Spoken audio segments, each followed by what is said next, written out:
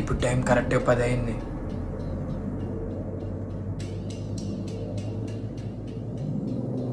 నా బలం ఏంటో నాకు తెలియాలంటే ఈ చీకట్లోనే నేను వెళ్ళాలి.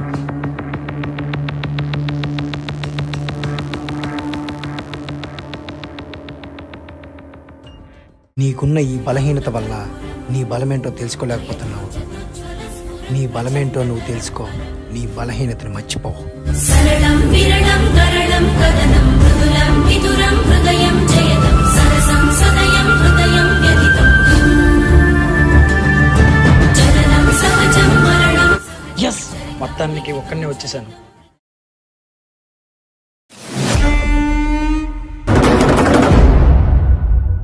అంతటి ప్రాణాంతక గాయంతో.